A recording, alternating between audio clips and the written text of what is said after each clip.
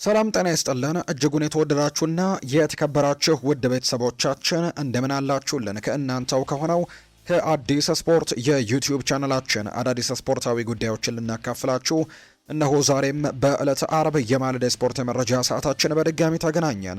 ዛሬም የተለያዩ ስፖርታዊ ጉዳዮችን ወደ እናንተ እያደረስን ቆይታን እናደርጋለን። በጉጉት ሲጠበቁ የነበሩ የዓለም ዋንጫ የጥሎ ማለፍ ጨዋታዎች ትላንትና ምሽትም ቀጥለው ተደርገዋል። እንዲሁ በቅርብ ሰዓትም የተጠናቀቁ ሌሊት የተደረጉ ጨዋታዎችም እንዲሁ ያሉ እነሱን ጉዳዮች እንመለከታለን። ስፔን ኦስትሪያን 3-0 በማሸነፍ ወደ ቀጣዩ ዙር ማለፏን አረጋግጣለች።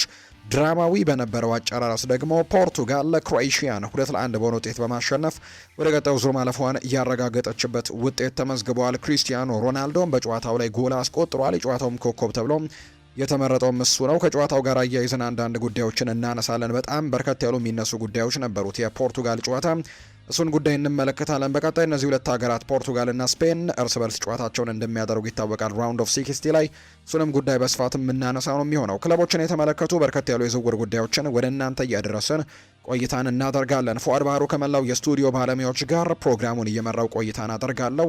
እናንተም ውድ ቤተሰቦቻችን ስምና አድራሻችሁን እየጠቀሳችሁ ያላችሁን ሀሳብ አስተያየት ለእኛ እያጋራችሁ ከእኛ ጋር ቆይታን እንድታደርጉ በአክብሮት ጋብዛለሁ። ከመሸጋገሪያ በኋላ በድጋሚ መልሰን እንገናኛለን። አብራችሁኝ ስላላችሁ ከልብ አድርጌ አመሰግናለሁ። አብረን እንቆይ።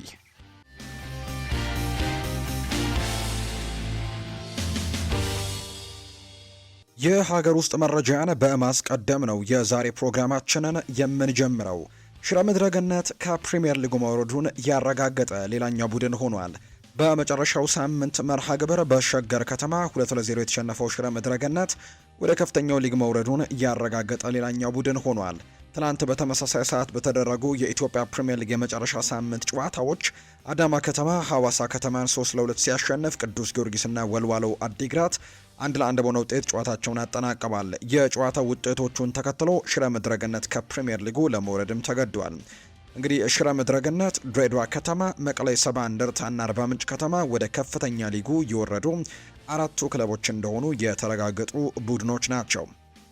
ወደ ውጭ ሀገር ስፖርታዊ መረጃዎቻችን በቀጥታ እናምራ። የዓለም ዋንጫ ጉዳዮችን ደግሞ ወደ እናንተ እናድርስ። ውድ ቤተሰቦቻችን ሲጠበቁ የነበሩ በጣም ተጠባቂ የሆኑ የዓለም ዋንጫ ጨዋታዎችን ተመልክተናል። ውድ ቤተሰቦቻችን ከነዚህ መካከል ቅድሚያ የተደረገው ጨዋታ ስፔንን ከኦስትሪያ ጋር ያገናኘው መርሃ ግብር እንደሆነም ተመልክተናል። ሁለቱ ብሔራዊ ቡድኖች ቀድመው ጨዋታቸውን አድርገዋል። ስፔን ይህንን ጨዋታ 3-0 በሆነ ውጤት በማሸነፍ ወደ ቀጣዩ ዙር ማለፏን አረጋግጣለች። ስፔን ምናልባት በጣም ጠንካራ የነበረውን ቡድኗን ትላንትና ተመልክተናል ብሎ ማንሳት ይቻላል። በተለይ በመጀመሪያዎቹ ጨዋታዎች ላይ ተቸግራ እንደነበር ተመልክተናል። በምድብ አንዳንድ ጨዋታዎች ላይ ያንን ነገር አይተንባት ነበር። ከኬፕ ቨርዲ ጋር በርከት ያሉ የጎል ሙከራዎችን ብታደርግም ነገር ግን ጎል ሳታስቆጥር ነበር የወጣችው። እንዲሁም በዩራጓይ ብሔራዊ ቡድን በነበረው ጨዋታ ደግሞ ጨዋታውን አሸንፈው የነበረ ቢሆንም ጎል ለማስቆጠር እጅግ የተቸገሩበት አንድ ጎል በአሌክስ በይና አማካኝነት አስቆጥረው ያለፉበት እንደነበር እናስታውሳለን። እና በጥሎ ማለፉ ትላንትና ግን ኦስትሪያን በ3-0 በሆነ ውጤት በማሸነፍ ወደ ዓለም ዋንጫው በትክክል የተመለሰችበት ጨዋታ ነው ብሎ ማንሳት ይቻላል። በዓለም ዋንጫው የጥሎ ማለፍ ጨዋታ ስፔን ኦስትሪያን ነው 3-0 በሆነ ውጤት በማሸነፍ 16ቱን የተቀላቀለችው። የስፔን የማሸነፊያ ግቦችን ሚኬል ኦርያዛባል እና ፔድሮ ፖሮ ናቸው ማስቆጠር የቻሉት። ኦርያዛባል 2 ግቦችን ትናንትና ማስቆጠር ችሏል። በዚህ ዓለም ዋንጫ ላይ በርከት ያሉ ግቦችን እያስቆጠረ ይገኛል። ለስፔን ብሔራዊ ቡድን ከፍተኛ ግብ አስቆጣሪ ነው የተጫዋች በዘንድሮ የዓለም ዋንጫ ላይ እና ትናንትናም 2 ጎሎችን ማስቆጠሩን ጭምር የተመለከትንበት እንደሆነ ነው የተመለከትነው። በአጠቃላይ ስፔን ጨዋታውን 3-0 በሆነ ውጤት አሸንፋ ወደ ቀጣዩ ዙር ማለፏን አረጋግጣለች። ሚኬል ኦርያዛባልም አራተኛ የዓለም ዋንጫ ጎሉ በዘንድሮ የዓለም ዋንጫ ላይ አራተኛ የዓለም ዋንጫ ጎሉ ሆኖ ተመዝግቦለታል። ስፔን በዓለም ዋንጫ ባደረገቻቸው 4 ጨዋታዎች እስካሁን ድረስ ምንም አይነት ጎል ያልተቆጠረባት ቡድን ናት። መከላከሉና ከዛ ውጪ ደግሞ ግብ ጠባቂ ኡናይ ሲመንም እስካሁን ክሊንሺቶችን በደንብ እያስመዘገቡ ይገኛሉ። ረጅም ደቂቃዎችም ጎል ሳይቆጠርበት የተጓዘ ግብ ጠባቂ የሚለውን ሪከርድም ጭምር እያሻሻለ ይገኛል ግብ ጠባቂው ኡናይ ሲመን። እና ስፔን በዓለም ዋንጫው ላይ እስካሁን ምንም አይነት ጎል አልተቆጠረባትም። በቀጣይ ከፖርቱጋል ብሔራዊ ቡድን ጋር ነው ጨዋታዋን እንደምታደርግ የወጣላት መርሃ ግብር የሚያሳየው። የትላንትናውን ጨዋታዎች ግን በአንዳንድ ቁጥራዊ መረጃዎች እንደገፈው የስፔን ብሔራዊ ቡድን በኳስ ቁጥጥሩ ረገድ በጣም በትልቁ የተሻለ ቡድን ነበር። የስፔን ብሔራዊ ቡድን ሙሉ ጨዋታውን ተቆጣጥሮት ነበር ብሎ ማንሳት ይቻላል። በአጠቃላይ በጨዋታው ላይ 64 በመቶ የኳስ ቁጥጥር ነበራቸው። ከዛ ውጪ 23 የጎል ሙከራዎችን አድርገዋል። 10ሩ ደግሞ ኢላማቸውን የጠበቁ ሙከራዎች ነበሩ። ነገር ግን አንድም ኢላማውን የጠበቀ ሙከራ አላስተናገዱም ስፔኖች። 5 ሙከራዎችን ያደረጉት ኦስትሪያዎች 5ቱም ኢላማቸውን የጠበቁ ሙከራዎች አልነበሩም። በስፔን በኩል ግን እንዳልኳችሁ 23 የጎል ሙከራዎች ተደርገው 10ሩ ኢላማቸውን የጠበቁ ነበሩ። በአጠቃላይ 2.8 ኤክስጂ አስመዝግበዋል ስፔን። በቃ የትላንትናው ጨዋታን በጣም በፉል ዶሚናንስ ነበር የትላንትናውን ጨዋታ አሸንፋ መውጣት የቻለችውና በትላንትናው ጨዋታ ላይ በጣም ጥሩ እንቅስቃሴዎችን አሳይተዋል። ላሚን ያማልም የጨዋታው ኮከብ ተብሎ የተመረጠበት መርሃ ግብር ሆኖ ነው የትላንትናው ጨዋታ የተጠናቀቀው። ሌላኛው ፖርቱጋል ብሔራዊ ቡድን ያደረገችው ጨዋታ ነው። ይህም ጨዋታ በርካቶች በጉጉት ይጠብቁት ነበር። በተለይ በርካቶች እንግዲህ የክሪስቲያኖ ሮናልዶን ጉዳይ በተለይ በሀገራችንም እንዲሁ ዓለም ላይም በጣም ደጋፊዎች እንዳሉት ይታወቃል። ክሪስቲያኖ ሮናልዶና እያንዳንዱ የፖርቱጋል ብሔራዊ ቡድን ጨዋታዎች በበርካቶች በጉጉት የሚጠበቁ እንደሆነ ይታመናል። ትላንትና የፖርቱጋል ብሔራዊ ቡድን በቅርብ ሰዓት በተጠናቀቀ ጨዋታ አንድ ጨዋታን አድርጓል ከክሮኤሽያ ብሔራዊ ቡድን ጋር። ይህንን ጨዋታ 2-1 በማሸነፍ ወደ ቀጣዩ ዙር ማለፉን አረጋግጧል የፖርቱጋል ብሔራዊ ቡድን። ነገር ግን ውጤቱ እንዲህ በቀላሉ የመጣ እንዳልነበርን የተመለከትነው በጣም ብዙ ድራማዎች የነበሩበት ምሽትም ሆኖ አልፏል ለፖርቱጋል ብሔራዊ ቡድን። በተለይ ትልቁ ነገር የዲየጎ ዦታ ጉዳይ ነው። ዲየጎ ዦታም ልክ የዛሬ 1 ዓመት ጁላይ 3 2025 ነበር ከወንድሙ አንድሬ ጋር እንግዲህ በመኪና ሲጓዙ አደጋ ደርሶባቸው ህይወቱ ያለፈውና ልክ የዛሬ 1 ዓመት ነበር ያ ነገር የተከሰተው። ፖርቱጋልም ደግሞ ትላንትና ጨዋታዋን አድርጋለች። እንግዲህ ተገጣጥሞ ነበርና እንደዚህ አይነት ስሜቶች ነበሩት። ወይም ዲየጎ ዦታን የማሰብ ነገሮች ያሉት እርግጥ ነው የፖርቱጋል ብሔራዊ ቡድን ወደዚህ ዓለም ዋንጫ ሲመጣ ያንን ነገር አስቦ ነው። መጀመሪያ እንኳን ሮቤርቶ ማርቲኔስ ለተጫዋቾች ጥሪ ሲያቀርቡ 26 ተጫዋቾችን ነበር ጥሪ ያቀረቡትና ከ26ቱ መካከል የዲየጎ ዦታ ስምም ተካቶ ነበር። ነገር ግን በጉል የተጻፈ ሳይሆን መንፈሱ ከዚህ ቡድን ጋር አለ የሚል አይነት ሀሳብ እንደነበራቸው ይታወሳል። እያንዳንዱን ጨዋታ የምትመለከቱ ከሆነ እያንዳንዱ የፖርቱጋል ብሔራዊ ቡድን ተጫዋች እጃቸው ላይ አስረው የሚገቡት ደግሞ ነገር እንዳለ ተመልክተናል። እዛ ላይ የሁሉም የፖርቱጋል ብሔራዊ ቡድን ተጫዋቾች ስም ዝርዝር ከዛ መካከልም ዲየጎ ዦታም በዚህ ስም ዝርዝር ውስጥ እንደተካተተ ጭምር እናስታውሳለን እና በእያንዳንዱ ጨዋታዎቻቸው ዲየጎ ዦታ ያስታውሱታል። ትላንትና ደግሞ እንዲሁ 1 ዓመቱ መሆኑን ተከትሎ ከጨዋታው መጠናቀቅ በኋላ ክሪስቲያኖ ሮናልዶ የዲየጎ ዦታን ማሊያ ለብሶ ጭምር እንዲሁ እንባ ተናንቆትም ጭምር ተመልክተነዋልና የዲየጎ ዦታንም በዚህ ውድድር ላይ ፖርቱጋሎች በደንብ እያሰቡት እንደሚገኝ ይታወቃል። የሮናልዶን የዓለም ዋንጫ ህልምን ለማሳካት ከሚጥሩበት ጎን ለጎን የዲየጎ ዦታንም ጉዳይ ዲየጎ ዦታም በዓለም ዋንጫው ላይ መሳተፍ እንደሚፈልግና ዓለም ዋንጫውን ማሳካት እንደሚፈልግ በተደጋጋሚ ጊዜ ሲናገር ነበርና ያንን ነገር ለማሳካት ጥረቶችን እያደረጉ እንዳለ ተመልክተናል። በመጨረሻዎቹ ደቂቃዎች በተለይ ሁለተኛው 45 የጨዋታ ክፍለ ጊዜ ላይ ትልቅ ድራማዎችን የተመለከትንበት ጨዋታን ትናንትና ከፖርቱጋልና ከክሮኤሽያ ጨዋታ ተመልክተናል። የመጀመሪያውን 45 ከተመለከተን ፖርቱጋል የተሻለ ቡድን እንደነበር በደንብ ተመልክተናል። ኳስን በመቆጣጠር ረገድ የጎል ሙከራዎችን በማድረግ ረገድም የተሻለው ቡድን ፖርቱጋል ነበር። በመጀመሪያው 45 የጨዋታ ክፍለ ጊዜ በጨዋታው ላይ ወደ 70 በመቶ የተጠጋ የኳስ ቁጥጥር ነበራቸው በመጀመሪያው 45 የጨዋታ ክፍለ ጊዜ ላይ። ከዛ ውጪም 9 ሙከራዎችን አድርገዋል። ነገር ግን ኢላማቸውን የጠበቁ ሙከራዎችን ማድረግ የቻሉት አንድ ጊዜ ብቻ ነው። ነገር ግን በጣም ጥሩ የሚባሉ የጎል እድሎችን በመጀመሪያው 45 የጨዋታ ክፍለ ጊዜ ማግኘት ችለው ነበር። ብሩኖ ፈርናንዴዝ ሞክሮት ግብ ጠባቂው ያወጣበት፣ ከዛ ውጪ ክሪስቲያኖ ሮናልዶ በጭንቅላት ለመግጨት ሞክሮ ወደ ውጪ የወጣበት አጋጣሚም ጭምር ተመልክተናል። 9 ሙከራዎችን አድርገው አንድ ብቻ ነበር ኢላማቸውን የጠበቁት። ነገር ግን በመጀመሪያው 45 የጨዋታ ክፍለ ጊዜ 4 ቢግ ቻንሶችን መፍጠር የቻሉበት ነበር። በክሮኤሽያ ብሔራዊ ቡድን ግን በመጀመሪያው 45 ሙሉ ለሙሉ ኳሱን ለፖርቱጋል ብሔራዊ ቡድን የሰጡበት፣ 3 የጎል ሙከራዎችን ብቻ ያደረጉበት እንዲሁም አንድም ኢላማውን የጠበቀ ሙከራ እንኳን ያላደረጉበት ነበር። ፖርቱጋል በመጀመሪያው 45 6 የማዕዘን ምቶችን ጭምር አግኝታ ነበር። ሁለተኛው 45 የጨዋታ ክፍለ ጊዜ ላይ ግን ያንን ነገር ማስቀጠል አልቻሉም ፖርቱጋሎች። በሁለተኛው 45 የጨዋታ ክፍለ ጊዜ አሰልጣኙ ዝላትኮ ዳሊች የክሮኤሽያ ብሔራዊ ቡድን የተወሰኑ ለውጦችን ማድረግ ችለዋልና በማጥቃቱ ላይም የተወሰኑ እንቅስቃሴዎችን ከፍ ለማድረግ ሙከራዎችን ያደርገዋል። 10 ሙከራዎችን አድርገው 6ቱ ኢላማቸውን የጠበቁ ሙከራዎችን ያደረጉት የክሮኤሽያ ብሔራዊ ቡድን በሁለተኛው 45 የጨዋታ ክፍለ ጊዜ ነው። ነገር ግን በፖርቱጋል ብሔራዊ ቡድን ሁለተኛው 45 የጨዋታ ክፍለ ጊዜ ላይ የጎል ሙከራዎቻቸው እጅግ ቀንሰው የተመለከትንበት፣ ነገር ግን 2 ጎሎች ያስቆጠሩበት ሁለተኛው ሀፍ ሆኖ ተመልክተናል። የመጀመሪያው 45 የጨዋታ ክፍለ ጊዜ ምንም አይነት ጎል ያልተቆጠረበት እንደነበር ጭምር የተመለከት ነው። ኢቫን ፔሪሲች ነበር መጀመሪያ ላይ ጎል ያስቆጠረው 53ኛው ደቂቃ ላይ ነው። ይህንን ጎል ያስቆጠረው ክሮኤሽያን መሪ አድርጎ ነበር። ነገር ግን ወዲያው ክሪስቲያኖ ሮናልዶ አንድ ቆንጆ ጎል አስቆጥሮ ነበር። በተለይ ኮንትሮሉ በጣም በጣም ታይት በነበረ ቦታ ላይ ኮንትሮል አድርጎ ያስቆጠረ ጎል ከጨዋታ ውጭ በሚል ተሻረበት 61ኛው ደቂቃ ላይ ነበር ይህ ነገር የተፈጸመው። ከዛ በኋላ ግን አሰልጣኝ ሮቤርቶ ማርቲኔዝ በጣም ትልቅ ውሳኔ የወሰኑት 62ኛው ደቂቃ ላይ 4 ተጫዋቾችን ቀይሮ አስወጡ። 4ቱም ተጫዋቾች ደግሞ ለፖርቱጋል በጣም ወሳኝ የሚባሉት ናቸው። በአማካይ ስፍራ ላይ የምናውቀው ቪቲኒሃን አስወጥተው በርናርዶ ሲልቫን አስገቡ። ፔድሮ ኔቶን በዛው ቦታ ላይ በሚጫወተው ፍራንቼስኮ ኮንሴሳው ቀይሮ አስገብተዋል። ከዛ ውጪም በዚህ ቡድን ውስጥ በጣም ወሳኝ ከሚባሉ ተጫዋቾች መካከል አንደኛ የሆነው ብሩኖ ሚጌል ፈርናንዴዝን በጎንካሎ ራሞስ ቀይሮ አስገቡ። ዣኦ ካንሴሎን በኔልሰን ሴሜዶ ቀይሮ ያስገቡት 62ኛው ደቂቃ ላይ ነው። እነዚህን 4 ቀያሪዎች በተመሳሳይ ሰዓት ያደረጉት ከ5 ደቂቃዎች ልዩነት በኋላም ፖርቱጋል የፍጹም ቅጣት ምታገኘች በተለይ ሬናቶ ቪዬጋ ላይ በተፈጸመ ጥፋት ነው ይሄ የፍጹም ቅጣት ምት የተገኘው። ክሪስቲያኖ ሮናልዶ እንግዲህ ኳስና መረብን ማገናኘት የቻለበትንም አጋጣሚ ጭምር ተመልክተናል። ከዛ ውጭ ግን እንዲሁ የክሪስቲያኖ ሮናልዶም ተቀይሮ የወጣበትን አጋጣሚ ጭምር ተመልክተናል። በዚህ ዓለም ዋንጫ ምናልባት የመጀመሪያው ቀያሪ ይመስለኛል ክሪስቲያኖ ሮናልዶ ተቀይሮ ሲወጣ 81ኛው ደቂቃ ነበር በሩበን ኔቬስ ተቀይሮ የወጣው። ደስተኛ እንዳልነበረም ጭምር ተመልክተናል። ጎንካሎ ራሞስ ግን ሱፐር ሰብ ተብሏል። ትላንትናም ጎል ማስቆጠር ችሏል። ከራፋኤል ሊያው የተሻገረለትን ኳስ 94ኛው ደቂቃ ላይ በግንባር ገጭቶም ኳስና መረብን ያገናኘበት አጋጣሚ ተመልክተናል 94ኛው ደቂቃ ላይ። ከዚህ በኋላ ነበር ድራማው የተፈጸመው። ውድ ቤተሰቦቻችን ልክ 90 እንግዲህ ሲደመር 13 የተጨመረው 10 ደቂቃ ነው። ነገር ግን 90 ሲደመር 13 ላይ የሄስኮ ግቫርዲዮል የማንቸስተር ሲቲው ተጫዋች ለክሮኤሺያ ጎል አስቆጠረ። ነገር ግን ይሄ ጎል በኦፍሳይድ ምክንያት ተሽሯል። ኦፍሳይዱ በጣም አወዛጋቢና አጨቃጫቂ ነገሮች እንዳሉት ተመልክተናል። ነገር ግን የመሃል ዳኛው ግን ቫር እንዲመለከት ተጠርተው ቫሩን ተመልክተው ጨዋታውን ወይም ደግሞ ጎሉን እንደሻሩትና ፖርቱጋል ጨዋታውን 2-1 በሆነ ውጤት አሸንፋ ወደ ቀጣዩ ዙር ማለፏን ያረጋገጠችበትን ውጤት ነው ማስመዝገብ የቻለችው። ይሄ ለፖርቱጋል በጣም ትልቅ የሚባል ውጤት ነው ብሎ ማንሳት ይቻላል። በመጀመሪያው 45 እንዳልኳቸው በጣም ጥሩ እንቅስቃሴዎችን አድርገው ነበር።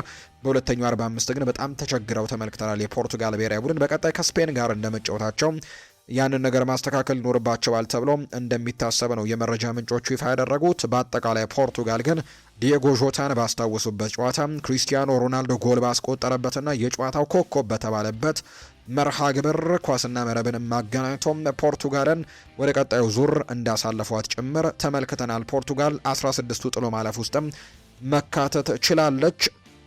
እንግዲህ ፖርቱጋል ከመመራት ተነስታ ነው ጨዋታውን ያሸነፈችው። ክሪስቲያኖ ሮናልዶ በታሪክ ለመጀመሪያ ጊዜ በዓለም ዋንጫው የጥሎ ማለፍ ጨዋታ ጎል ማስቆጠር ችሏል። ይሄ ይተችበት ከነበሩ ነገሮች አንደኛው ነው። በርካቶች ምናልባት የክሪስቲያኖ ሮናልዶ ተቃዋሚዎች ሮናልዶ እኮ በጥሎ ማለፍ ጨዋታ ጎል አላስቆጠረም ብለው ሀሳቦቻቸውን ይሰነዝሩ ነበር። ትላንትና ሮናልዶ ይህንን ነገር ማድረግ ችሏል። በአጠቃላይ በዚህ ውድድር 3ኛ የዓለም ዋንጫ ጎሉን አስቆጥሯል።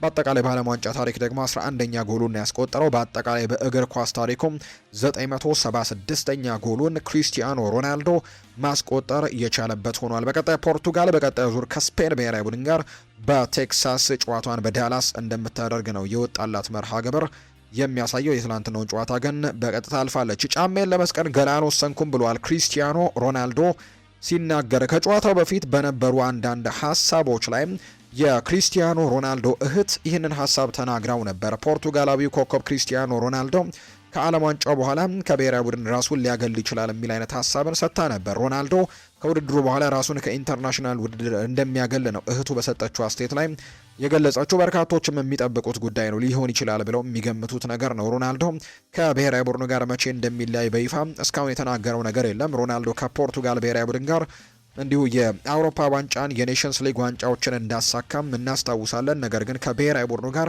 የመጨረሻ ተሳትፎ ይሄ የዓለም ዋንጫ ነው ስትል ተናግራ ነበር እህቱም። የፖርቱጋል ብሔራዊ ቡድን አምበልና ኮከብ ክሪስቲያኖ ሮናልዶ ከጨዋታው መጠናቀቅ በኋላ ግን ደስታውን ገልጿል። በጣም ደስተኛ ነኝ ያለው ሮናልዶ የፍጹም ቅጣት ምቱን ቅጽበት የልብ ምቴ በጣም ጨምሮ ነበር፣ ነገር ግን በራስ መተማመኔና እምነቴ ጎሉን እንዳስቆጥር አድርጎኛል ሲልም ነው የተናገረው። በጣም ጫናዎች ያሉበት ሰዓት ላይ እንደሆነ ይታወቃል። የፍጹም ቅጣት ምቱ የተገኘው ፖርቱጋል 1-0 እየተመራች ነው። የጥሎ ማለፍ ጨዋታ ነው። ጨዋታውን መሸነፍ ወደ ቀጣዩ ዙር እንዳያልፉ ያደርጋቸዋል ወይም ከውድድር ውጭ ያደርጋቸዋልና በጣም ወሳኝ የሚባል የፍጹም ቅጣት ምት እንደነበር ተናግሯል። የልብ ምቴም ጨምሮ ነበር ሲል የተናገረው። ከዓለም ዋንጫው በኋላ ራሱን ያገለ እንደሆነ የጠየቀው ሮናልዶ የብሔራዊ ቡድን ቀጣይነቱን ገና አልወሰንኩም ሲል የተናገረው። ጊዜው ሲደርስ ከቤተሰብ ጋር ተማክሬ እወስናለሁ ሲልም ይናገራል። ሮናልዶ የቀጠለና በሁኔታዎች ላይ ተመርኩዤ በደስታና በሀዘን ምንም አይነት ውሳኔ አልወስንም። የዓለም ዋንጫው ካለቀ በኋላ ከብሔራዊ ቡድኑ ጋር ያለኝ ወደፊት እጣ ፈንታን እወስናለሁ ሲልም ጭምር ነው ክሪስቲያኖ ሮናልዶ የተናገረው። ያ ብላቴና እንግዲህ ለ20 ምናምን ዓመታት ይህንን የፖርቱጋል ብሔራዊ ቡድን እያገለገለ እንደሚገኝ ይታወቃል። አሁንም መቼ እንደማቆም አላቅም ሲልም ጭምር ነው እየተናገረ የሚገኘው። ክሪስቲያኖ ሮናልዶ ትናንትና ሶስተኛ የዓለም ዋንጫ ጎሉን በአጠቃላይ ማስቆጠር ችሏል። በዚህ የውድድር በዚህ የዓለም ዋንጫ ላይ ማለት ነው። የክሮኤሽያ ብሔራዊ ቡድን አሰልጣኝ የሆኑት ዝላትኮ ዳሊች ከጨዋታው በፊትም ክሪስቲያኖ ሮናልዶን መጠንቀቅ እንዳለባቸው ሲናገሩ እንደነበር ሰምተናል። ጥሩ የሚባል አሰልጣኝ ያላቸው ፖርቱጋል ምርጥ አሰልጣኝ ያላት፣ እንዲሁ ደግሞ ሁሌ በጨዋታ ላይ ጎል የሚያስቆጠረው ሮናልዶን በዚህ ስብስብ ውስጥ አለና ልንፈራቸው ይገባል። በጣም ከባዱ ፈተና ይሄ ጨዋታ ነው ሲሉ ዝላትኮ ዳሊች ከጨዋታው በፊትም ተናግረው ነበር። ቡድኑ ሰፊ አማራጮችን የያዘ ቻምፒየንስ ሊግን ያሸነፉ ተጫዋቾች በዚህ ቡድን ውስጥ ያሉበት በጣም ከባድ ቡድን ነውና ፖርቱጋልን መቅጠም የዚህ ውድድራችን በጣም አስቸጋሪው ጨዋታ ነው ሲሉ ጭምር ተናግረው ነበር። ጨዋታውንም ተሸንፈው ከውድድሩ ውጭ ሆነዋል። በትናንትናው ጨዋታ ግን በጣም ከባድ የአየር ንብረት እንደነበር ነው በርካቶች ያነሱት። በሌሊቱ የፖርቱጋል እና የክሮኤሽያ ጨዋታ ወቅት ከፍተኛ ሙቀት እንደነበር ተገልጿል። ጨዋታው የሚደረግበት ካናዳ ቶሮንቶ ከተማ የከፍተኛ ሙቀት ማስጠንቀቂያ መስጠቷ ጭምር ነበር የተነገረው። ጨዋታው ሲጀምርም የሙቀት መጠኑ 41 ዲግሪ ሴልሺየስ አካባቢ እንደነበር ጭምር የሚያሳዩ ነገሮች ነበሩ። በአጠቃላይ ፖርቱጋል ግን ጨዋታውን አሸንፋ ወደ ቀጣዩ ዙር ማለፏን አረጋግጣለች። በቀጣይ ከስፔን ብሔራዊ ቡድን ጋር የሚያደርጉት ጨዋታ በርካቶች በጉጉት የሚጠብቁት ጨዋታ ይሆናል ተብሎ ይታሰባል። ከዛ ውጭ ግን ፖርቱጋልና እንዲሁ ደግሞ ስፔን ደግሞ ከዚህ በፊት በዓለም ዋንጫ ሲገናኙ ለመጨረሻ ጊዜ ሲገናኙ ክሪስቲያኖ ሮናልዶ ሃትሪክ የሰራበት ጨዋታ እንደነበር እናስታውሳለን። 2018 ምናልባት ለፖርቱጋል መጥፎ የሚባለው ዜና ስፔንን በዓለም ዋንጫ ጨዋታዎች አሸንፋ አለመዋቋ ነው። እንግዲህ ለእኛም ለዲየጎ ዦታና ለፖርቱጋል አሸንፈናል ብሏል ሮናልዶ ሲናገር። ከአንድ ዓመት በፊት ልክ በዛሬው ቀን ድንገተኛ ህልፈቱ የተሰማው ዲየጎ ዦታ በዛሬው የብሔራዊ ቡድኑ ጨዋታ ወቅትም ታስበዋል። ከጨዋታው መጠናቀቅ በኋላ የቡድኑ አምበል ክሪስቲያኖ ሮናልዶ የዲየጎ ዦታን 21 ቁጥር ማሊያ በመልበስም ስሜታዊ ሆኖ ታይቷል። ከወሳኙ ድል በኋላ የቡድን ስብስቡ ኮከባቸውን ሲያስቡ የዦታ ቁጥር ያረፈበት ማሊያን በመያዝም የጋራ ፎቶ ተነስተዋል። ክሪስቲያኖ ሮናልዶ ከጨዋታው በኋላ በማህበራዊ ትስስር ገጾ ለእኛ ለዲየጎ ዦታና ለፖርቱጋል ጨዋታውን አሸንፈናል ሲልም ነው መልእክቱን ያጋራው። ከጨዋታው በፊት ይህ ቀን ለእኛ ምን ማለት እንደሆነ እናውቅ ነበር፣ ለእኛ ብዙ ትርጉም ያለው ቀን ነው ሲልም ክሪስቲያኖ ሮናልዶ ሀሳቡን ሰጥቷል። ከጨዋታው በኋላ በቀጣይ በርካቶች የሚጠብቁት ጨዋታ ይደረጋል። በጥሎ ማለፉ 16ኛው ዙር ፖርቱጋልና ስፔን የሚያደርጉት ጨዋታ በርካቶች በጉጉት የሚጠብቁት ይሆናል ተብሎ ነው የሚታሰበው። ዛሬ የሚደረጉ የዓለም ዋንጫ ጉዳዮችን እንመልከት። ዛሬ በርከት ያሉ ጨዋታዎች ቀጥለው ይደረጋሉ። ቅድም እንዳልኳችሁ እኛ አሁን ስቱዲዮ ባለንበት ሰዓት ስዊዘርላንድ ከአልጄሪያ ጋር ጨዋታቸውን እያደረጉ ይገኛሉ።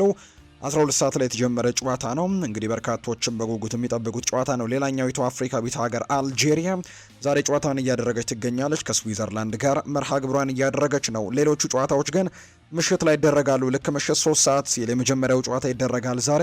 ኦስትሪያና ኢጂፕት የሚያደርጉት ጨዋታም ዛሬ ይጠበቃል። ምሽት 3 ሰዓት ሲል ከሚደረጉ ጨዋታዎች መካከል ነው። ሌላኛው ጨዋታ የሚደረገው ደግሞ ሌሊት ላይ ነው። ሌሊት 7 ሰዓት ሲል አርጀንቲና ከኬፕ ቨርድ ብሔራዊ ቡድን ጋር ጨዋታዋን ታደርጋለች። ከዛ ውጭ ደግሞ እንዲሁ ሌሊት ላይ ደግሞ የሚደረገው ሌላኛው 10 ተኩል ላይ የሚደረገው ጨዋታ ነው። ኮሎምቢያና ጋና የሚያደርጉት መርሃ ግብር ዛሬ ይደረጋል። እነዚህ ጨዋታዎች ከተደረጉ በኋላ የጥሎ ማለፍ ራውንድ ኦፍ ሰርቲቱ ጨዋታዎች በዚሁ ያበቃሉ።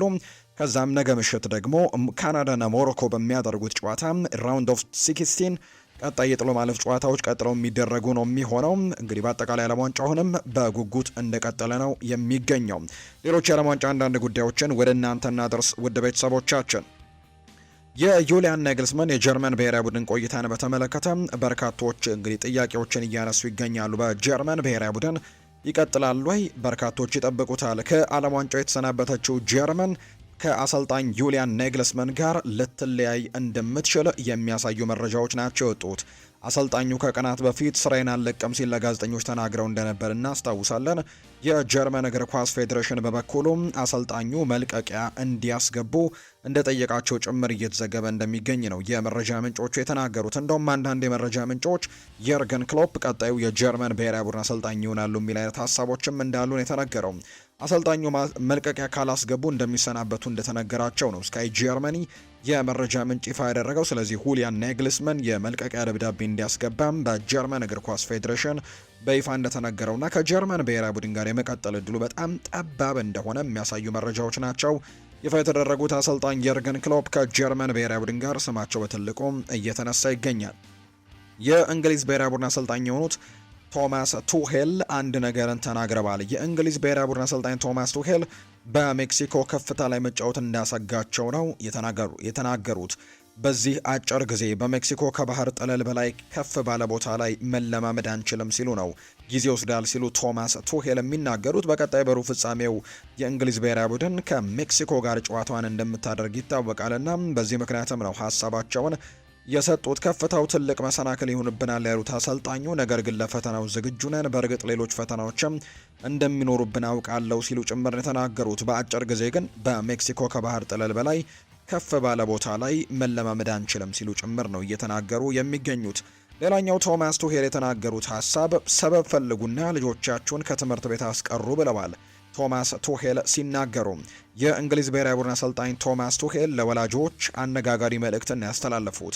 አሰልጣኙ ከሜክሲኮ ጨዋታ በፊት ለወላጆች ባስተላለፉት መልእክትም ልጆቻችሁን ከትምህርት ቤት አስቀሩ ነው ያሉት። ሰበብ ሰጥታችሁ ልጆቻችሁን ከትምህርት ቤት አስቀሩና ኳስ እንዲመለከቱ ፍቀዱላቸው ሲሉም ቶማስ ቱሄል ይናገራሉ። ዓለም ዋንጫ በ4 ዓመት አንዴ ነው የሚመጣው ያሉት ቶማስ ቱሄል፣ ስለዚህ እንዲከታተሉን ፍቀዱላቸው፣ ድጋፍም እንፈልጋለን በተለይ ልጆችን ሲል ነው ቶማስ ቱሄል ሀሳቡን እየሰጠ የሚገኘው። ሌላኛው ሀሳቡን እየሰጠ የሚገኘው የሴኔጋል ብሔራዊ ቡድን ተጫዋች የሆነው ፓፓ ጉዬ ነው። ሲናገር የአሰልጣኝ ክፍሉ እስኪባረር ራሴን ከጨዋታ አግልያለሁ ብለዋል። ፓፓ ጉዬ ሲናገር በአሰልጣኝ ቡድን አባላቱም ደስተኛ ለመሆኑን ነው ከአሳዛኙ የቤልጅየም የ3-2 ሽንፈት በኋላ የተጫዋች የሚናገረው። በተለይ የሴኔጋል ብሔራዊ ቡድን በዚህ የዓለም ዋንጫ ላይ አሳዛኝ ተሰናባች ከሆኑ ብሔራዊ ቡድኖች መካከል አንደኛው ነው። ለረጅም ደቂቃዎች የቤልጅየም ብሔራዊ ቡድንን በ2 ጎል ልዩነቶች ሲመራ እንደነበረና በመጨረሻዎቹ ደቂቃዎች በተቆጠሩበት ጎሎችና እንዲሁ በጭማሪ ደቂቃ ላይ በተቆጠረበት ጎል 3-2 ተሸንፎ ከውድድሩ መውጣቱ ይታወሳልና ይህንን የተመለከተው ፓፓ ጉዬ በጣም ቁጭት ውስጥ ገብቷል። ከአሰልጣኝ ቡድን አባላቱ ጋርም እንዳልተግባባ ጭምር ነው የተነገረውና እነሱ እስኪሰናበቱ እኔ ከብሔራዊ ቡድን ራሴን አግልያለሁ በጊዜያዊነት ሲልም ይናገራል። ተጫዋቹ አሁን ያለው የአሰልጣኝ ቡድን አባላት እስከሚቀየር ከብሔራዊ ቡድን ራሱን በጊዜያዊነት እንዳገለለ የተናገረው።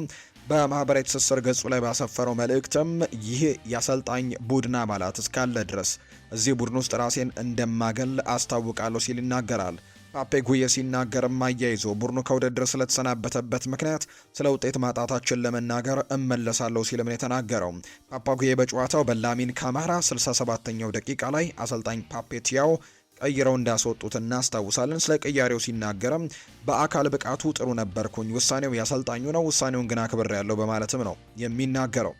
የሴኔጋል ብሔራዊ ቡድን ተጫዋች የሆነው ክሪፐን ዲያታ በተመዘገበ ውጤት የተሰማውን ሐዘንም እንዲሁ ገልጿል። የሴኔጋል ሕዝብ በጭራሽ ይሄ አይገባውም ሲልም ነው የተናገረው። ሰበብና ምክንያት ማቅረብ ማቆም አለብን ሲልም አቋሙን የገለጸው ይህ ተጫዋች ይሄ ውጤት ለሴኔጋል ሕዝብ በጭራሽ የሚገባው አይደለም፣ ሕዝባችን የተሻለ ነገር ይገባው ነበር ሲልም ይናገራል። ዲያታ ይቀጥልና ጨዋታውን በዚህ መልኩ መሸነፍ አልነበረብንም ያለ ሲሆን በመጨረሻዎቹ ደቂቃዎችም ያለንን ሁሉ መስጠት ነበረብን በማለትም ይናገራል። መገምገም ያለባቸው ነገሮች ያሉ፣ ወድቀናል፣ ምንም አይነት ሰበብ አያስፈልግም ሲልም ነው ክሪፐን ዲያታ ሀሳቡን እየሰጠም የሚገኘው።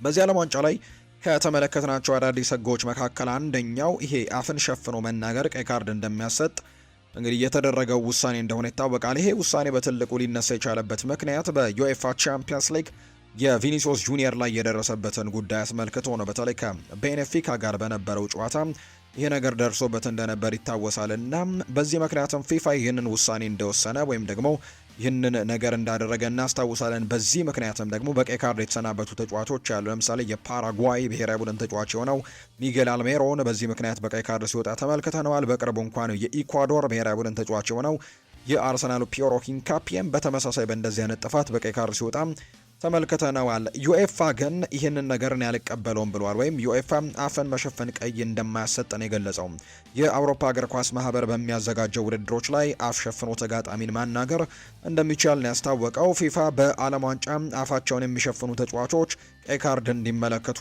ሕግ አውጥቶ ተግባራዊ እያደረገ ይገኛል። ይሁን እንጂ ዩኤፋ እየተሞከረ የሚገኘውን አፍ መሸፈን ቀይ ካርድ ያሰጣል የሚል ሕግ እንደማይተገብረውን የተገለጸው። ይህንን ተከትሎ በቀጣይ የአውሮፓ ውድድሮች አፍ ሸፍኖ ማውራት ቀይ ካርድ አያሰጥም ሲልም ጭምር ነው እየተናገረ እንደሚገኝ የመረጃ ምንጩ ይፋ ያደረገው። አሁን ደግሞ ክለቦችን የተመለከቱ ስፖርታዊ ጉዳዮችን ወደ እናንተ እናደርስ ወደ ቤተሰቦቻችን። የአርሰናል ጉዳዮችን በቅድሚያ እንንገራቸው።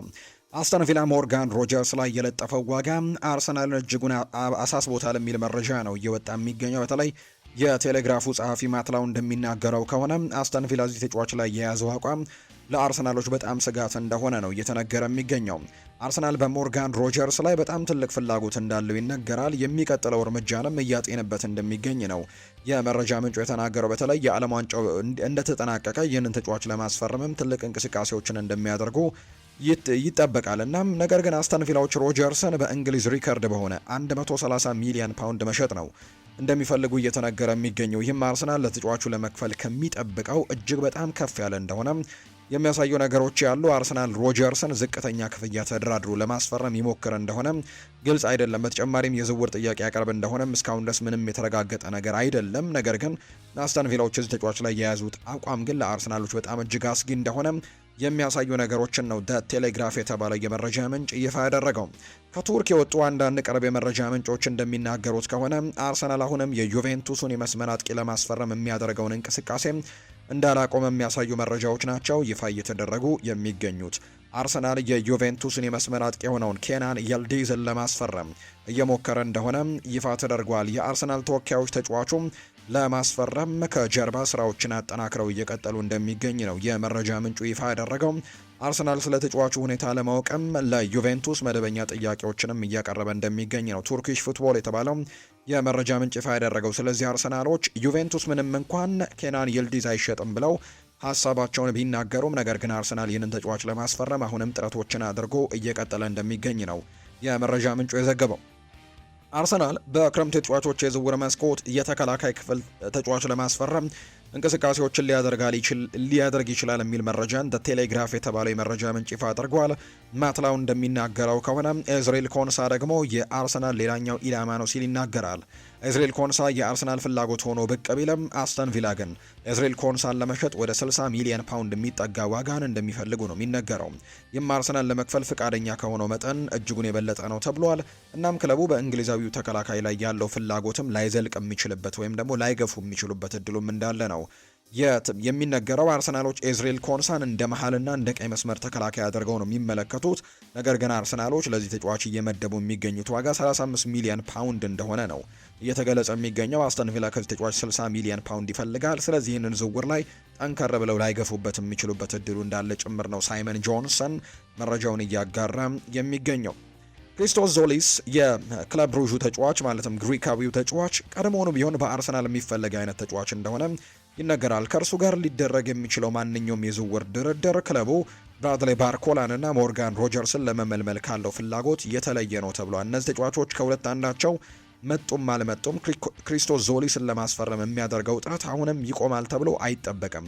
ሆኖም ግን ጋብሪኤል ማርቲኔሊ በቡድን ውስጥ የሚቆይ ከሆነና ክሪስቶስ ዞሊስ ቡድኑን የሚቀላቀል ከሆነ ክለቡ የገንዘብ አቅሙን ወደ ሌላ የዝውውር አማራጮች ሊያዞር ይችላል። ለምሳሌ ያክል በጨዋታ ክፍተት ውስጥ በመግባት ሌሎች ቦታዎችን መጫወት የሚችል አይነት ተጫዋችን ለማምጣት ሙከራዎችን ሊያደርጉ የሚችሉበት እድሉ እንዳለ፣ ለምሳሌ ያክል እነ ኤሊየ ጁኒየር ክሩፒን ሊመለከቱ የሚችሉበት እድሉ እንዳለ እየተነገረ ነው። ክሪስቶስ ዞሊስን አምጥተው ምናልባት ጋብሪኤል ማርቲኔሊ በክለቡ የሚቆይ ከሆነ ነው ወደ ሌሎች ኢላማዎች ሊዞሩ እንደሚችሉ የሚያሳዩ መረጃዎች ትልልቆቹ የአውሮፓ መገናኛ ብዙሃን እየገለጹ የሚገኙት።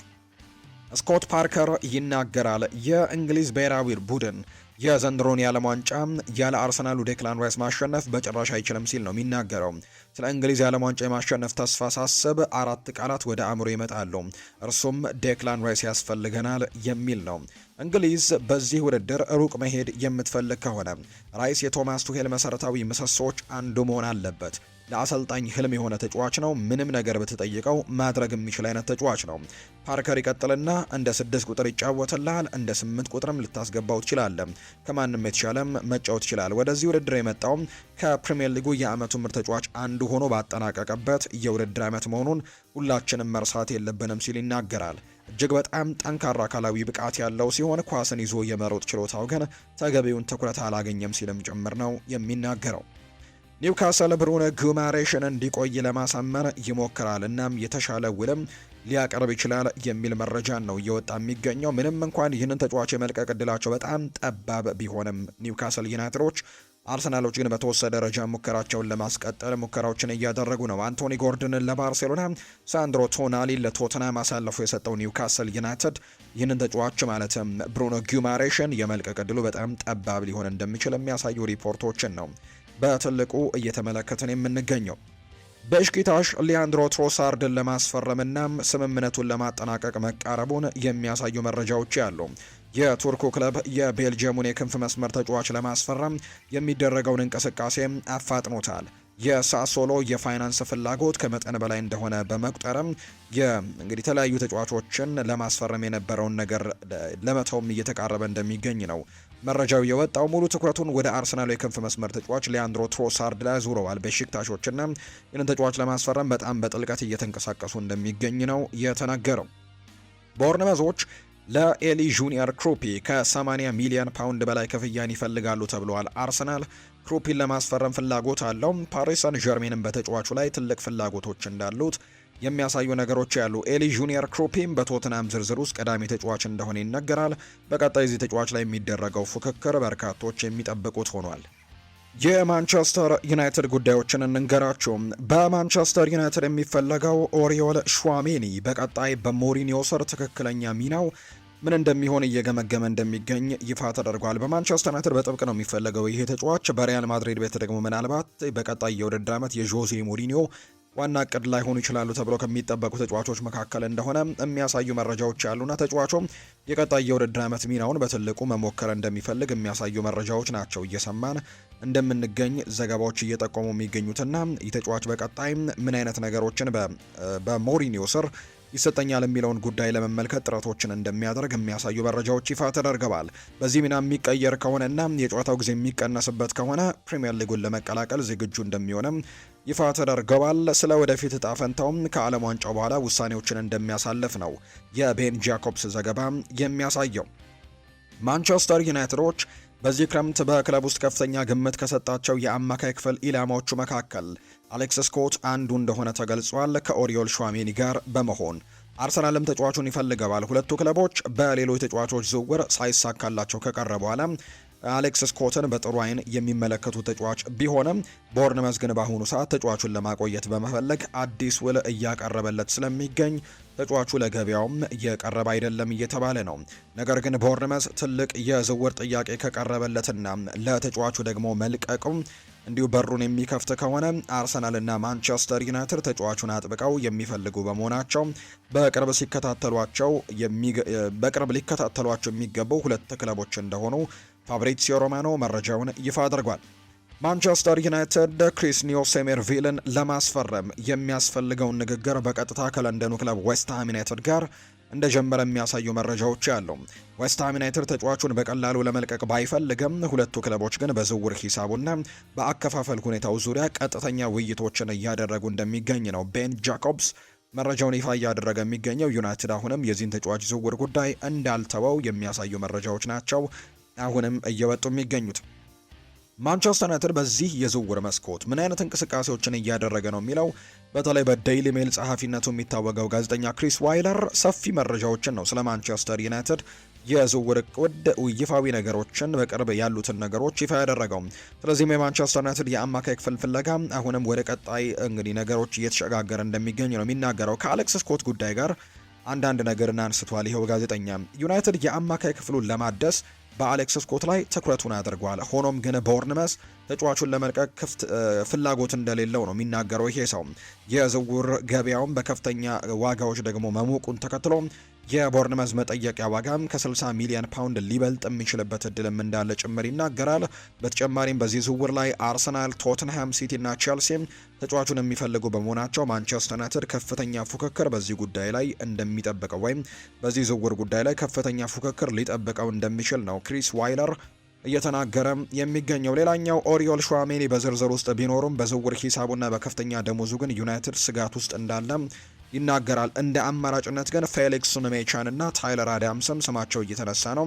በሌላ በኩል ካርሎስ ባሌባና አደም ዋርተን በዚህ የክረምት ተጫዋቾች የዝውውር መስኮት በማንቸስተር ዩናይትድ አሁን ዝቅ ያለ ደረጃ ቢሰጣቸውም ነገር ግን ሙሉ ለሙሉ ከዩናይትድ የዝውውር ዝርዝር ውስጥ የወጡ እንዳልሆኑ ይናገራል። ማኑኤል ኡጋርቴ በጉዳት ላይ ያለ የክለቡን የደሞዝ ጫና ለመቀነስ የሚያስችል መልካም ዜና አለ። ተጫዋቹም በጉዳት በሚቆይበት ጊዜያዊ ወቅትም ደሞዙን የሚሸፍነው ፊፋ በመሆኑ ዩናይትድ በዚህ ረገድ የገንዘብ ጫናዎች በደሞዝ ምክንያት አይኖርበትም ተብሎ ይታሰባል። የዚህ ተጫዋች ደሞዝን ፊፋ ስለሚከፍልለት የሚል መረጃ ነው እየወጣ የሚገኘው።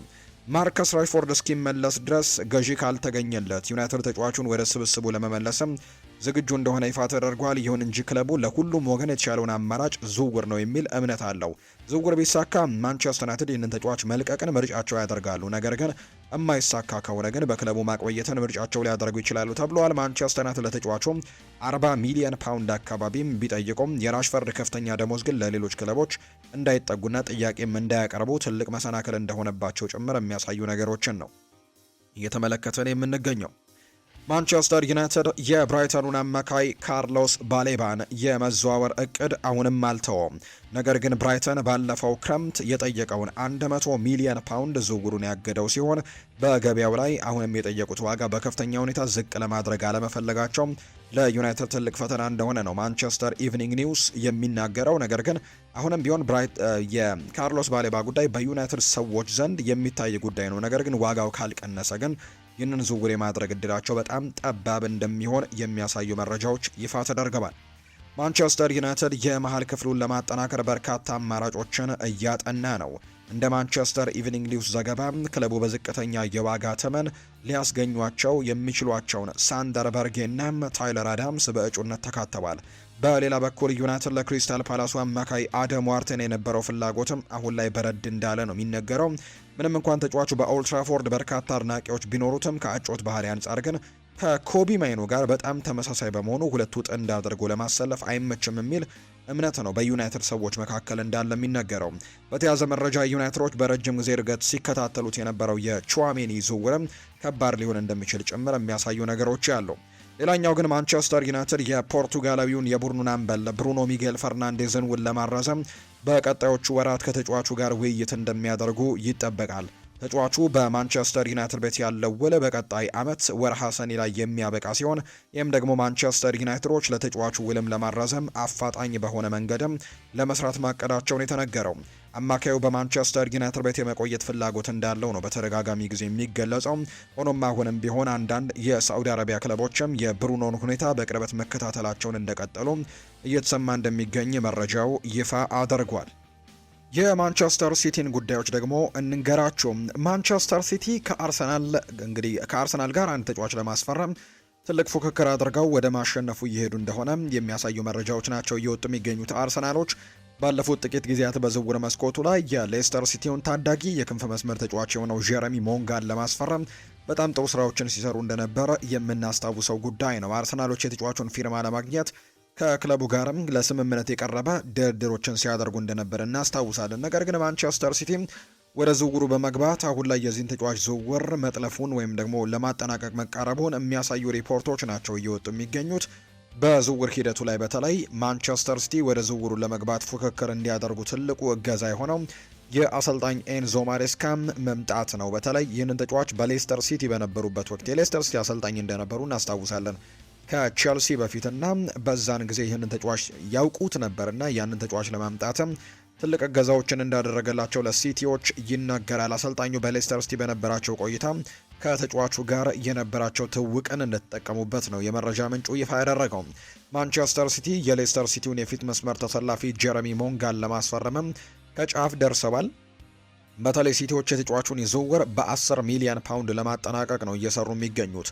አርሰናል በበኩሉ ተጫዋቹ ላይ የተለጠፈው ዋጋ ከፍተኛ ነው የሚል ሀሳብ እንዳላቸው ነው የሚወጡ መረጃዎች እያሳዩ የሚገኙት። ሌላኛው ትናንትና ማንቸስተር ሲቲ የኤሊዮት አንደርሰንን ዝውውር ይፋ አድርጎታል። እርግጥ ነው ከዚህ በፊት ቀደም ብሎ መዘዋወሩን ማረጋግጠን ነበር። ነገር ግን ትናንትና ነው በማንቸስተር ሲቲ በኩል በይፋ የተረጋገጠው። ማንቸስተር ሲቲ እንግሊዛዊውን አማካይ ኤሊዮት አንደርሰንን በ5 ዓመታት ኮንትራት ማስፈረማቸውን ትናንትና ይፋ አድርገውታል። የ23 ዓመቱ ኤሊዮት አንደርሰን ዝውውሩ በአሜሪካ አጠናቆታል። አሰልጣኝ ኤንዞ ማሬስካን የሾመው ማንቸስተር ሲቲ ተጫዋቹን በ116 ሚሊዮን ፓውንድ እንዳስፈረሙት ነው የተረጋገጠው። ተጫዋቹ በማንቸስተር ሲቲ ቤትም በሳምንት 300,000 ፓውንድ የሚደርስ ክፍያ እንደሚያገኝን የተነገረው። በፕሪሚየር ሊጉ ኤርሊንግ ሃላንድና ቨርጂል ቫን ዳይክ ቀጥሎ ከፍተኛ ተከፋይ ተጫዋችም እንደሆነ ጭምር የሚያሳዩ መረጃዎችን ነው የተመለከት ነው። በዚህ ቸልሲ ጉዳዮችን የምንንገራቸው ቸልሲን ለመልቀቅ እየሰራን ነው ብለዋል። የኤንዞ ፈርናንዴዝ ወኪል ነው ይህንን ሀሳብ የተናገረው። እንግዲህ በግልጽ ተናግሮታል ማለት ይቻላል። ከቸልሲ ለመልቀቅ ፍላጎት እንዳለውና ያንን ነገር በትልቁ ደግሞ ለማድረግ እየሞከረ እንደሚገኝ በግልጽ ተናግሯል። የኤንዞ ፈርናንዴዝ ወኪል የአርጀንቲናዊው ተጫዋች ኤንዞ ፈርናንዴዝ ወኪል ሃቪየር ፓስቶሬ ቸልሲን ለመልቀቅ እየሰሩ መሆኑን የተናገረው ወኪሉ በንግግሩም ቸልሲን ለመልቀቅ አማራጮችን እየተመለከትን ነው ሲልም ጭምር ይናገራል። ኤንዞ ፈርናንዴዝ ማድሪድ ከተማን ይወድ እንደሆነ የጠየቀው ወኪሉ ማድሪድን ማን ይጠላል ሲልም ነው ወኪሉ የተናገረው። አክሎም ጓደኛው ሁሊያን አልቫሬዝም እዛ ነው የሚገኘው፣ የእረፍት ጊዜያቸውንም አብሮ ማሳለፍም ይችላሉ ሲልም ጭምር ነው የተናገረው። ሌላኛው ማርሴል ዶሳይል የሚናገረው ሀሳብ ነው። ላክሯ ለቸልሲ በጣም ጥሩ ፈራሚ ይሆናል ብዬ አስባለሁ። ቻቪ አሎንዞ በሶስት ተከላካዮች መጫወትን እንደሚወድ አውቃለሁ። የራሱን ሀሳብና የጨዋታ ፍልስፍናን በሶስት የኋላ ተከላካዮች መስመር ለመተግበርም ነው የሚፈልገው። ይህ ዝውውር ለሱም ሆነ ለቸልሲ ጥሩ እርምጃ ይመስለኛል ሲል ይናገራል። ላክሯ ዲዴ ዴሾ በገነባው በዚህ አስደናቂ ብሔራዊ ቡድን ውስጥም የሚጫወት ዓለም አቀፍ ተጫዋች ነው። ፈረንሳይን በዓለም ዋንጫም የወከለ ዓለም አቀፍ ተጫዋችን ደግሞ መተቸትም አይቻልም ሲልም ጭምር እንዲሁ ይናገራል። ባየር ሚኒክ ኒኮላ ጃክሰንን በግዢ አማራጮች ስምምነት ስላልተስማሙ ተጫዋቹን ወደ ቸልሲም መመለሱን የተነገረው። ባየር ሚኒክ ከወራት በፊት የ50 ሚሊዮን ዩሮ የግዢ አማራጩን እጅግ ውድ በመሆኑ ላለመጠቀም ወስኖ ነበር። ምንም እንኳን ቪንሶን ኮምፓኒ በኒኮ አፈጻጸም ደስተኛ ቢሆንም አሁን ላይ ግን የኒኮላ ጃክሰን የወደፊት እጣ ፈንታ ውሳኔ የሚፈልገው ቸልሲ እንደሆነ የሚያሳዩ መረጃዎች ናቸው ይፋ የተደረጉት። ቻቪ አሎንዞ ግን ኒኮላ ጃክሰን ለመገምገም ዝግጁ እንደሆኑ የሚያሳዩ ነገሮች ያሉት፣ በርካታ ክለቦች ፍላጎት አላቸው። ነገር ግን ቸልሲ ኒኮላ ጃክሰንን በክለቡ ለማቆየት ለመሸጥም ወይም ደግሞ በውሰት ለመስጠት ገና እንዳልወሰኑ የሚያሳዩ መረጃዎችን ነው ፋብሪዚዮ ሮማኖ ይፋ ያደረገው። ቸልሲ የፓሪስ ሰን ዠርሜኑን አማካይ ፋቢያን ሩይዝን ለማስፈረም እያሰበ ነው። ይህም ደግሞ የኤንዞ ፈርናንዴዝን የወደፊት ሁኔታ አሁንም ግልጽ ባለመሆኑ ነው። ስፔናዊው ተጫዋች የቻቪ አሎንዞ ኢላማ ሆኖ ታይቷል። ነገር ግን ኤንዞ ወደ ሪያል ማድሪድ ከተዘዋወረ ቸልሲ ፋቢያን ሩይዝን ለመሃል ሜዳው ተስማሚ ተተኪም እንደሚሆንም ያምናል ተብሏል። ፋቢያን ሩይዝ ከፓሪስ ሰን ዠርሜን ጋር በውሉ ላይ 1 ዓመት ብቻ የቀረው በመሆኑ በዚህ የክረምት ተጫዋቾች የዝውውር መስኮትም በዝቅተኛ ዋጋ ሊገኝ እንደሚችል ነው የመረጃ ምንጩ በትልቁ እየተናገረ የሚገኘው። ሮማዎች ስለ አሌሃንድሮ ጋርናቾ መረጃ እየጠየቁ እንደሚገኝ የሚያሳዩ መረጃዎችን አልፍሬዶ ፔዱላ መረጃውን ይፋ አድርገዋል። አሌሃንድሮ ጋርናቾን ለማስፈረም የጣሊያኑ ክለብ ሮማ ፍላጎቶች ያሏቸው። ሌላኛው ከጣሊያኑ ክለብ ጋር ስሙ እየተነሳ የሚገኘው የቸልሲ ተጫዋች ትሬቨር ቻሎባህ ነው። ኢንተር ሚላኖች ናቸው ትሬቨር ቻሎባህን ለማግኘት እየተቃረቡ የሚገኙት። ከተጫዋቹ ጋር ያለው ግንኙነት ቀጥሏል። እሱንም ለመቀላቀል ሙሉ በሙሉ ክፍት ነው።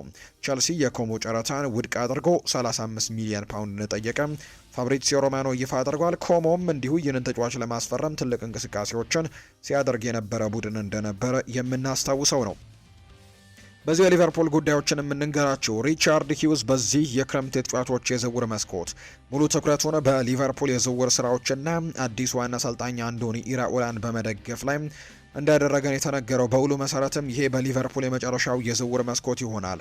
ከዚያ በኋላ ተተኪው ስራውን በአንፊልድ እንዲረከብም የሽግግር ጊዜ ይኖራል ተብሎ እንደሚጠበቅ ነው ዳቪድ ኦርነስቲን መረጃውን ይፋ እያደረገ እንደሚገኝ የተገለጸው።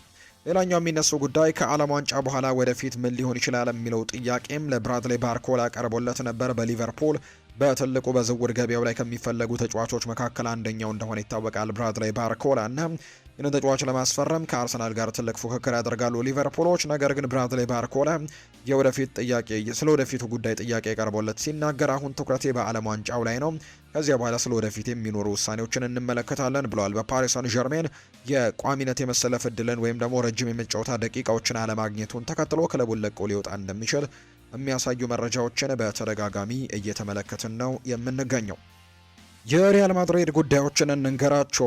ማይክል ኦሊሴ የወደፊት እቅዱን በጠረጴዛው ላይ በማስቀመጥ ከዓለም ዋንጫው ተሳትፎ ከተጠናቀቀ በኋላ ከባየር ሚኒክ አስተዳደር ጋር ትልቅ ድርድሮችን ለማድረግ ዝግጁ መሆኑን የሚያሳዩ ነገሮች ይፋ ተደርገዋል። በተለይ ሆሴ ፌሊክስ ዲያዝ ነው ይህንን መረጃ ይፋ ያደረገው። ኦሊሴ በታላላቅ ክለቦች ፍላጎት ዙሪያም የሚነገረውን ሁሉ ፍላጎቱንና አድናቆቱን በደንብ እየተመለከተ ነውና የመጨረሻውን ውሳኔ አሁንም በእጁ ላይ እንዳለ የሚያሳዩ ነገሮች እንዳሉ ነው የመረጃ ምንጩ እየጠቆመ የሚገኘው። በባየር ሚኒክና በተጫዋቹ መካከልም ንግግሮች ይኖራሉ ተብሎ ይታሰባል። ባየር ሚኒክ ግን ውሳኔውን ቀደም ብሎ ማሳውቀዋል። ተጫዋቹን የመሸጥ ምንም አይነት ፍላጎት ባይኖረውም በተቃራኒው ግን ተጫዋቹን ለማቆየትና አዲስ ኮንትራት ለማቅረብም ፍላጎቶች አሉት። ሪያል ማድሪድ በበኩሉም ለተጫዋቹ ያለው አድናቆትና እሱን ደግሞ በክለቡ ለማካተት ቢፈልግም በመጨረሻው ውሳኔ በተጫዋቹ ላይ አሁን ባለው ክለቡ መካከል በሚኖረው ሁኔታ ላይ ይወሰናል ተብሎ እንደሚጠበቅ ነው ፋብሪዚዮ ሮማኖ መረጃውን ይፋ ያደረገው። ስለ ኤድዋርዶ ካማቪንጋ ሁልጊዜ ብዙ ሪፖርቶች ይወጣሉ።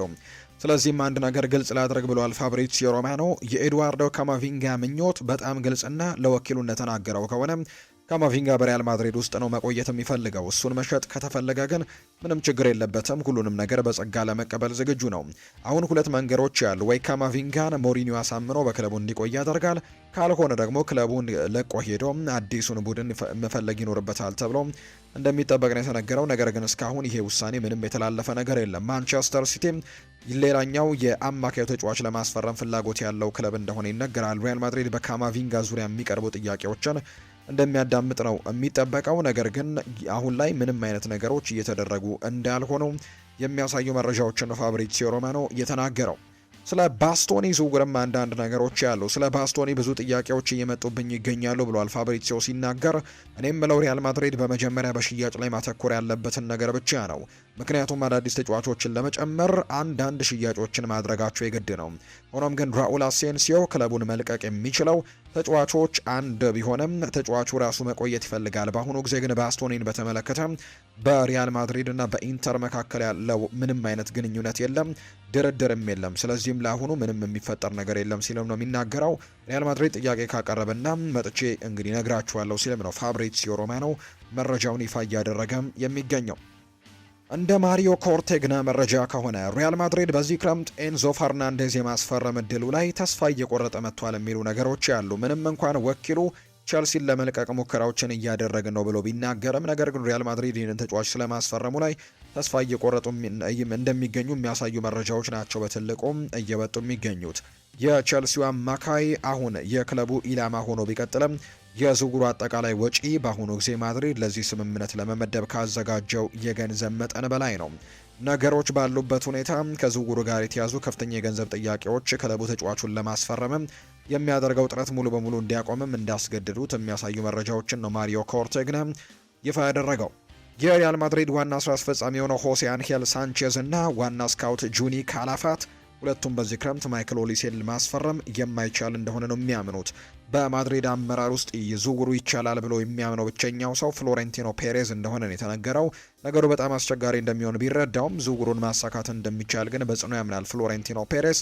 ነገር ግን እንግዲህ ተጫዋቹን በጣም እንደሚወዱት ነው የተነገረው። በተለይ በዓለም ዋንጫው ላይ እያስመለከተ የሚገኘውን አቋም ደግሞ በደንብ እየተመለከቱትና በጣም እንደወደዱት የሚያሳዩ መረጃዎችን በትልቁ እየተመለከትን እንገኛለን። በቀጣይ ይህንን ተጫዋች ለማስፈረም በትልቁ ጥረት እያደረገ የሚገኘው ፍሎሬንቲኖ ፔሬዝ ብቻ እንደሆነ የሚያሳዩ ነገሮች ነው እንዳሉ መረጃዎች የጠቆሙት።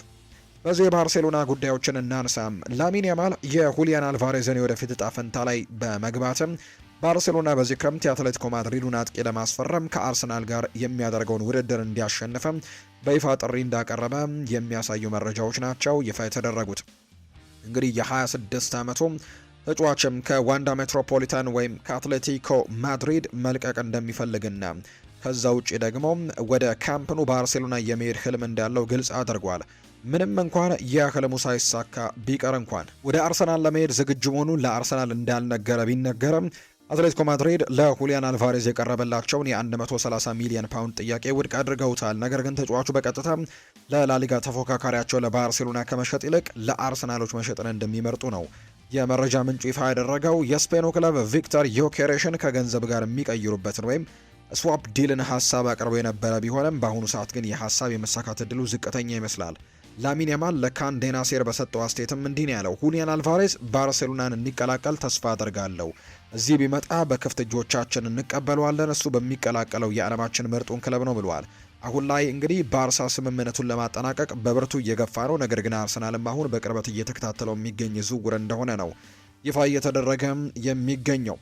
ዮሃን ላፖርት ሁሊያን አልቫሬስ በባርሴሎና እንዲጫወት ይፈልጋል። እናም እስከሚያስፈርመው ወይም ደግሞ ሙሉ በሙሉ የማይቻል መሆኑን እስኪያሳይ ድረስም አይቆምም ተብሏል። ተጫዋቹም ክለቡ ይፋ እንዲያደርግ የጠየቀውን እርምጃም ከወሰደ በኋላም ላፖርት ለሁሊያን አልቫሬስ የሞራል ቁርጠኝነት እንዳለው ጭምር ነው እየተነገረ የሚገኘው።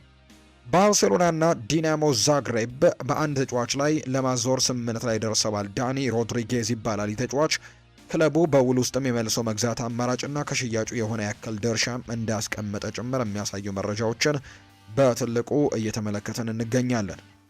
ፕሪምየር ሊጉን ለማሸነፍ እንፋለማለን ብሏል ማቲዮስ ፈርናንዴስ ነው ይህንን ሀሳብ እየተናገረ የሚገኘው።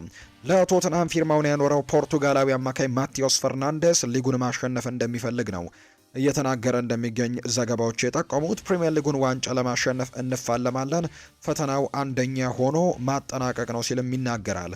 ቶትናምን እንዲቀላቀል ትልቁ ምክንያት አሰልጣኝ ሮቤርቶ ዲዘርቢ መሆናቸውን ነው ተጫዋቹ ጨምሮ የተናገረው።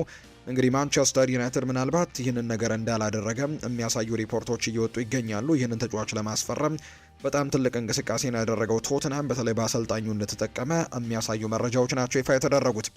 ሳንድሮ ቶናሊም እንዲሁ ሀሳቡን ሰጥቷል። ከዲዘርቢ ጋር ለመስራት በጣም ጓጉቻለሁ ሲል የተናገረው ጣሊያናዊው አማካይ ሳንድሮ ቶናሊ ወደ ቶትናም የሚያደርገው ዝውውርን ለማጠናቀቅም ለንደን ደርሶ ነው ይህንን የተናገረው። ለአዲሱ ጅማሮ መዘጋጀቱን የገለጸው ቶናሊ ቶትናምን በመቀላቀሌም በጣም ደስ ብሎኛል። ለመቀላቀሌ ትልቁ ምክንያት ደግሞ ሮቤርቶ ዲዘርቢ ነው ብሏል። በዝውውሩ የእሱ ሚና ትልቅ ነው ያለው ቶናሊ ከእሱ ጋር ለመስራት በጣም ጓጉቻለሁ ሲልም ይናገራል። ቶትናም ሳንድሮ ቶናሊን በ100 ሚሊዮን ፓውንድ ለማስፈረም ከስምምነት መድረሳቸው የሚታወቅ ነው። በተጨማሪም ማቲዮስ ፈርናንዴስንም እንዳስፈረሙት ደግሞ የምናስታውሰው ጉዳይ ነው። ፍሎሪያን ባሎጋን በቅርቡ በሰሜን ለንደን ትልቅና አነጋጋሪ ዝውውር ሊያደርግ እንደሚችል ይፋ እየተደረገ ነው። አርሰናል የአካዳሚ ተመራቂው ፍሎሪያን ባሎጋን በ2023 ከስታድ ሬምስ ጋር ካሳየው አስደናቂ የውሰት ቆይታ በኋላ በ35 ሚሊዮን ፓውንድ ለሞናኮ ሽጠውት ነበር። አሁን ግን በክለብም ሆነ በብሔራዊ ቡድን ራሱን ካረጋገጠ በኋላ ከዓለም ዋንጫው በኋላ ሞናኮን እንደሚለቅ ነው የሚጠበቀው። እንደ ፉት መርካቶ ጋዜጠኛ ሳንቲ አውና ዘገባ መሰረት ቶተንሃም ፍሎሪያን ባሎገንን ዋና የዝውውር ኢላማ አድርገውታል። እንዲሁም ቼልሲ ፍላጎት እንዳሳየው ተነግሯል። በተጨማሪም ሪፖርቱ ፓሪስ ሰን ዠርሜንም ወደ ኤሲ ሚላን ሊያመራ የሚችለውን ያመራውን ጎንካሎ ራሞስን የሚተካ ተጫዋች አድርገው ፍሎሪያን ባሎገንን እየተከታተሉት ነው። ባሎገን ከአርሰናል አካዳሚ ወጣት ተጫዋች በመሆኑ በዚህ ክረምት ወደ ቶትንሃም ቢያመራ ብዙ የአርሰናል ደጋፊዎችም በጣም የሚቃወሙት ሀሳብ እንደሆነ የሚጠቁሙ መረጃዎችን ነው የሰማ ነው። ሳንቲ ካዞርላ ጫማውን ሰቅሏል። ስፔናዊው የቀድሞው የአርሰናል አማካይ የሆነው ሳንቲ ካዞርላ በ41 ዓመቱ ነው ራሱን ከእግር ኳስ ዓለም ማግለሉን በይፋ ያስታወቀው። ሳንቲ ካዞርላ ከዓመት በፊት ወደ ልጅነት ክለቡ ሪያል ኦቪዬዶ አምርቶ ወደ ሊጉ እንዲያድግም ረድቷቸዋል። ሳንቲ ካዞርላ ለስፔን ብሔራዊ ቡድን 81 ጨዋታዎችን ሲያደርግ 15 ጎሎችንም አስቆጥሯል። 2 የአውሮፓ ዋንጫ፣ 1 የኤፍኤ ካፕ ዋንጫን፣ 1 የስፔን የዓመቱ ምርጥ ተጫዋች ከ800 በላይ ጨዋታዎችንም በአጠቃላይ በእግር ኳስ ሕይወቱ እንዳደረገ የሚጠቁሙ መረጃዎች ናቸው ይፋ የሆኑት። የተወደዳችሁና የተከበራችሁ ቤተሰቦቻችን ለዛሬ ያዝንላችሁ አዳዲስ ስፖርታዊ ጉዳዮቻችን እነዚህን ይመስላሉ። ስላደመጣችሁን፣ ስለተከታተላችሁን፣ ቆይታችሁን ከኛ ጋርም ስላደረጋችሁ እጅጉን ከልብ አድርገን ነው የምናመሰግነው። በዛሬ ፕሮግራማችን የተለያዩ አዳዲስ ስፖርታዊ ጉዳዮችን ወደ እናንተ ስናደርስ ቆይታን አድርገናል። ስላደመጣችሁን ከኛ ጋርም ስለነበራችሁ እጅጉን ከልብ አድርጌ ያመሰገንኩኝ። በቀጣይ ፕሮግራሞቻችን ሌሎች ስፖርታዊ ጉዳዮችን፣ ሌሎች አዳዲስ መረጃዎችን አካተን በድጋሚ ተመልሰን የምንገናኝ ይሆናል። ለዛሬ እዚህ ጋር አበቃሁኝ። መልካም ጊዜ፣ መልካም ደግሞ ቀን እንዲሆንላችሁ ነው በአክብሮት የምመኘው።